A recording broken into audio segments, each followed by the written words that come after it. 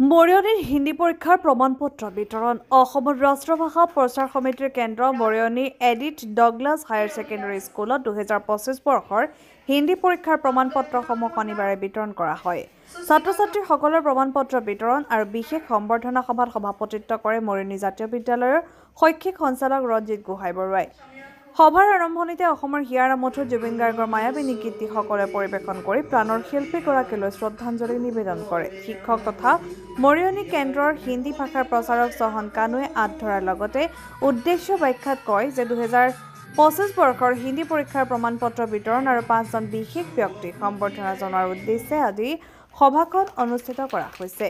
উক্ত অনুষ্ঠানত উপস্থিত থাকে মৰিয়নি মহাদেৱ আগৰৱালা উচ্চতৰ মাধ্যমিক বিদ্যালয়ৰ শিক্ষক মনোজ কুমাৰ শৰ্মা, হিন্দী শিক্ষয়িত্ৰী বৰ্ণালী বৰা, নকছাৰী মডেল ইংলিছ স্কুলৰ হিন্দী শিক্ষয়িত্ৰী শ্বেতা পাণ্ডে, মৰিয়নি প্ৰেছ ক্লাবৰ সম্পাদক তথা জ্যেষ্ঠ সাংবাদিক দিব্যজ্যোতি শইকীয়া, মৰিয়নি ই-মিডিয়া সন্থাৰ সভাপতি প্ৰাঞ্জল পাউগাম, সাংবাদিক দীপক দত্ত, সংগ্ৰামী যুৱ ছাত্ৰ পৰিষদ অসমৰ কেন্দ্ৰীয় নেতা পবিত্ৰ প্ৰাণ Borthakur, Edith Douglas higher secondary স্কুলৰ অধ্যক্ষা তথা ৰাষ্ট্ৰভাষা পৰীক্ষা কেন্দ্ৰৰ কেন্দ্ৰ ব্যৱস্থাপিকা আনিয়ানা আব্ৰাহামকে আদি কৰি ভালেকেইজন গণ্যমান্য ব্যক্তি।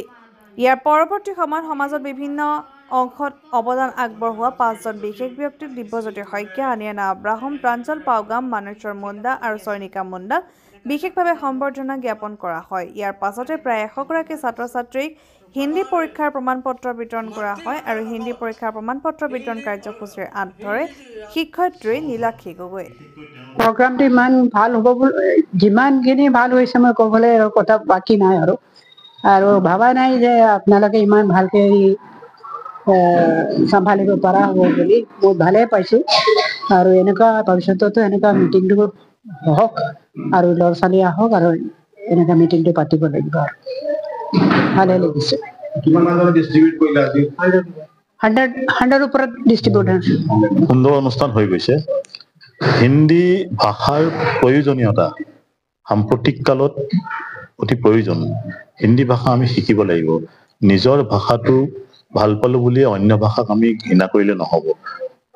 এই ভাষাৰ জৰিয়তে বিভিন্ন ভাষাৰ জৰিয়তে এটা সম্প্ৰীতিৰ বান্ধোন হয়। সম্প্ৰীতিৰ এনাজৰীডাল সক্ৰিয় হৈ পৰে।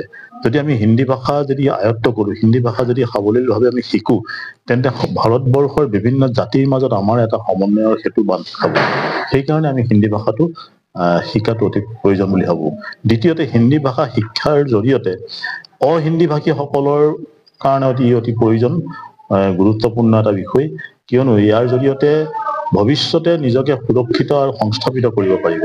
হিন্দী শিক্ষাৰ জৰিয়তে হিন্দী শিক্ষকৰ নিচিনা পদ বা অন্যান্য পদবিলাকত তেখেতসকল ছাত্ৰ-ছাত্ৰীসকল নিয়োজিত হ'ব পাৰিব। সেইকাৰণে হিন্দী ভাষা শিকাটো আমাৰ কাৰণে অতি প্ৰয়োজনীয়। আৰু এই যে ৰাষ্ট্ৰভাষা প্ৰচাৰ সমিতিয়ে এই পদক্ষেপবিলাক গ্ৰহণ কৰি আছে, ই সঁচাকৈ প্ৰশংসনীয়। আৰু মৰিয়নিৰ যি প্ৰচাৰ কেন্দ্ৰ, এই প্ৰচাৰ কেন্দ্ৰৰ যিসকল বিষয়ববীয়া আছে, আমাৰ চহন কানু ছাৰকে ধৰি যিসকল তেখেতসকলক সহায় সহযোগিতা আগবঢ়াইছে, আমাৰ বাইদেউ আছে, মেডাম আছে, তেখেতসকল প্ৰশংসাযোগ্য। এইদৰে কেন্দ্ৰটিৰ জৰিয়তে মৰিয়নি অঞ্চলত এক হিন্দী বাতাবৰণ সৃষ্টি কৰাইছে।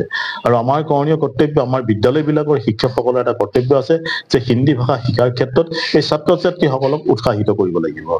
মৰিয়নিৰ পৰা সূৰ্য দাসৰ ৰিপৰ্ট, এনি এক্সপ্ৰেছ।